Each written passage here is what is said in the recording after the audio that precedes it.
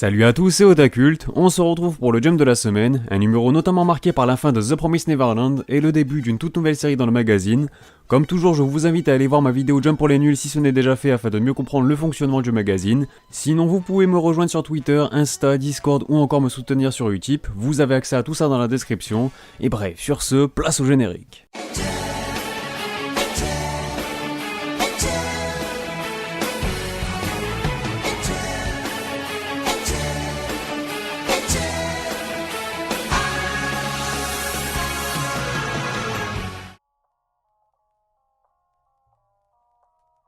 Tout d'abord, commençons comme d'habitude par la partie hors classement. Le lead color de la semaine revient comme annoncé à Ayakashi Triangle de Yabuki Kentaro, l'auteur du célèbre To Love Ru ou encore Black Cat.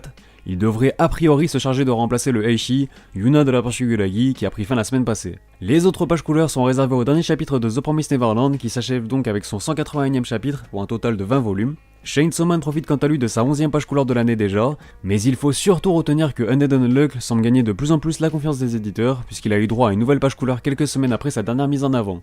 Pour ce qui est des nouveautés, Bonne Collection intégrera le classement dès la semaine prochaine, tandis que Time Paradox Ghostwriter le rejoindra d'ici 3 semaines. Et enfin du côté des absents, Black Clover est en pause cette fois-ci aux côtés de Hunter x Hunter pour changer un peu. Ouais, le changement c'est absolument pas maintenant pour Togashi. On passe maintenant au classement qui est composé de 13 mangas, soit un de moins que la semaine passée. Et c'est la douche froide pour We Never Learn cette semaine puisque le manga de Tsutsui Taishi trébuche de 3 places et même jusqu'à la dernière du classement. C'est tout simplement une première pour cette romance cette année. Guardian of the Witch en profite pour remonter à l'avant-dernière position mais semble toujours autant condamné à un arrêt prématuré. Ce n'est vraiment plus qu'une question de temps pour qu'il laisse sa place à une des prochaines nouveautés et je pense que même la semaine prochaine il y passera. Période décidément compliquée dans le Jump pour nos acteurs d'Agtej qui viennent encore compléter la zone rouge pour la deuxième fois consécutive. Légèrement devancé par la comédie Mitama Security Spirit Busters qui continue de perdre du terrain après cette chute de 4 étages, il se retrouve ainsi à la 10e position. 9ème rang pour Mission of Yozakura Family qui progresse de 2 échelons et on reviendra sur les ventes de son 3ème opus d'ici quelques instants au passage. Très belle semaine pour le rookie A Gravity Boys qui s'extirpe de la zone de danger avec cette superbe remontée de 5 étages, égalant ainsi au passage son meilleur classement datant du Jump numéro 13 paru en février dernier. 7ème rang pour Jujutsu Kaisen qui cède donc 2 places cette semaine, un manga qui continue de perdurer assez souvent dans le milieu du tableau. Les nouvelles sont aussi très positives pour la récente série Mashle qui met fin à sa baisse de régime dans le Jump en repartant de l'avant. Ces 3 places de gagné lui permettent de se hisser à la 6ème position cette semaine. Autant dire que son avenir s'annonce de plus en plus encourageant puisque son premier volume s'est plutôt bien vendu pour une nouveauté. IQ se contente du top 5 pour son retour dans le sommaire, maintenant ainsi ses bonnes habitudes et surtout sa bonne dynamique. Il est devancé par Dr Stone qui recule d'une place échappant ainsi au podium cette semaine, mais bon il continue lui aussi d'enchaîner les bons classements. Et oui, vous l'avez compris, la surprise de la semaine nous vient bien de la nouvelle série Mori King qui s'empare de la médaille de bronze pour son tout premier classement dans le Jump. Premier classement, premier podium, il faut remonter au premier classement de Inomaru Sumo en 2014, qui s'était même directement emparé du top 1 pour voir une prestation du genre pour une nouveauté. Et enfin tout en haut du top, ça ne bouge pas pour My Hero Academia qui conserve sa médaille d'argent pour la 3ème fois consécutive, bien décidé à jouer le podium jusqu'à la fin de l'année, tandis que One Piece retrouve son trône cette semaine après avoir eu droit au lead color du dernier numéro, ce qui marque au passage son 9ème top 1, et il va devoir tenir ce rythme s'il veut conserver sa couronne d'ici la fin de l'année, car je vous rappelle que Demon Slayer s'est achevé avec un classement moyen de 1,44, le moindre faux pas lui est donc interdit. On enchaîne avec les informations concernant le Jump numéro 29, dont le lead color reviendra à une autre nouveauté, intitulée Akaishin Magu-chan par Kamiki Kei. Concernant le titre du manga, je prendrai la version officielle de Manga Plus en référence, puisque selon les leaks de la semaine passée, le titre était bien God of Destruction Magu-chan. Bon, ça change pas grand chose en soi, mais je préfère être clair pour éviter toute confusion. Les autres pages couleurs seront réservées au second chapitre de la nouveauté Ayakashi Triangle, ainsi qu'à We Never Learn, de quoi lui faire du bien après cette semaine un peu décevante. Et enfin, Jujutsu Kaisen en profitera une fois de plus.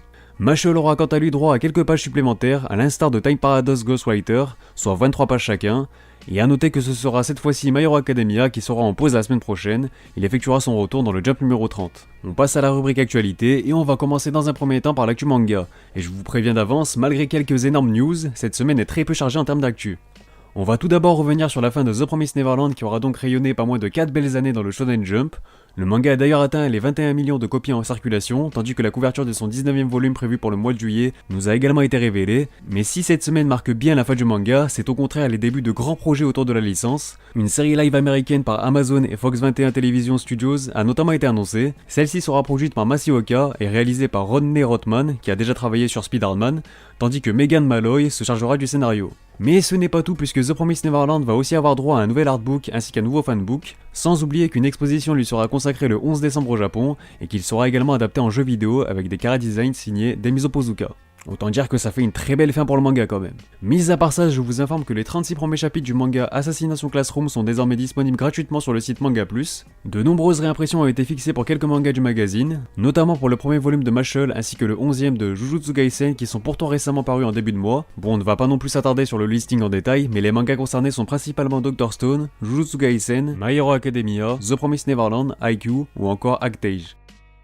Sans oublier le tome 26 de One Piece, le 20e de Black Clover, le second de Mission of Yuzakura Family, quelques tomes de Boruto et une grande partie des tomes de l'éternel Koshikame. Du côté de l'actu anime, on a également eu droit à une bombe cette semaine puisqu'un tout nouvel anime de Shaman King a été annoncé pour avril 2021. Le shonen culte des années 2000 du Shonen Jump reviendra donc en force pour notre plus grand plaisir, mais pour le moment, on n'a eu droit qu'à un simple teaser mais aucune information quant au studio qui s'en chargera. Mais bon, on va être clair, ça suffit clairement pour nous hype. Pour conclure cette vidéo, on se rattrape quand même avec un gros toporicon avec les ventes de la semaine du 1er au 7 juin 2020. Tout d'abord, hors du top 50, on retrouve le 4ème volume de la comédie Mitama Security Spirit Busters qui a écoulé 3821 unités en 4 jours. Des ventes toujours aussi catastrophiques qui laissent difficilement présager un grand avenir pour le manga. Les ventes de Mission of Yuzakura Family progressent assez lentement puisque son 3ème tome s'est écoulé à 11 286 exemplaires. La progression me semble en revanche bien plus nette pour le second volume de Undead Unluck qui s'est liquidé à plus de 13 500 exemplaires en 4 jours, là où son premier volume avait atteint environ 15 000 exemplaires en un mois par exemple. La bonne nouvelle c'est que Mashle confirme ses bons débuts dans le Jump avec des ventes assez encourageantes également, environ 15 500 unités vendues en 4 jours pour son premier tome, c'est pas mal du tout pour une nouveauté. On s'attaque au top 50 avec le 43ème opus de Haikyuu qui continue logiquement de perdre du terrain. Il apparaît ainsi à la 45ème place après avoir ajouté un peu moins de 21 000 unités à son compteur, se rapprochant assez lentement de la barre des 500K. Première semaine très poussive pour le 22ème volume de Yuna de la Persuguragi qui confirme son déclin avec seulement 31 000 copies vendues. L'édition limitée du 20ème volume de Demon Slayer apparaît à la 32ème position et semble naturellement épuiser son stock peu à peu, tandis que le tome 5 de la série figure à la 28ème place, légèrement devancé par le 4ème volume, qui ont donc tous deux encore une fois ajouté plus de 50 000 exemplaires à leur compteur. La 26ème position est occupée par le 17ème tome de la romance We Never Learn qui a écoulé environ 54 000 unités pour sa première semaine de vente. Je vous laisse une énième fois en compagnie du top Kimetsu puisque la série a écoulé quasiment 1,4 million de copies cette semaine, lui permettant ainsi de devenir le premier manga de l'histoire à dépasser le cap symbolique des 50 millions en une même année de vente. De plus, comme si ça suffisait pas, le premier tome vient de battre le record du tome le plus vendu de l'histoire sous l'ère Oricon, et je crois que le pire c'est qu'on s'est habitué à le voir enchaîner les records.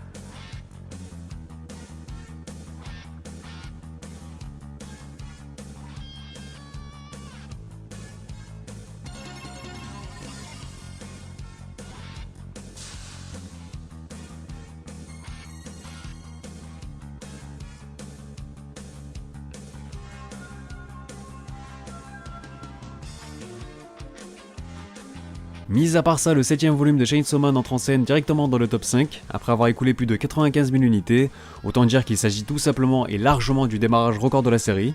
Il en va de même pour le 11ème opus du Neketsu, Jujutsu Kaisen qui a quant à lui déjà dépassé la barre des 150K, de quoi lui offrir le podium. La seconde place est occupée par le 20ème volume de Demon Slayer qui se rapproche des 2,7 millions de copies vendues en incluant les chiffres de son édition limitée.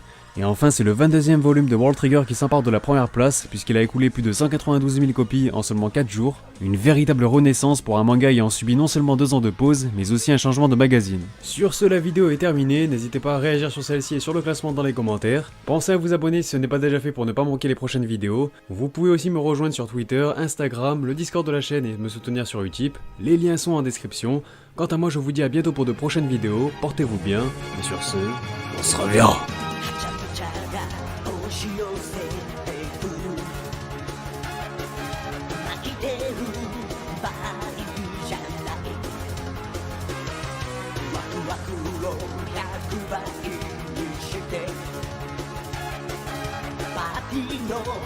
主役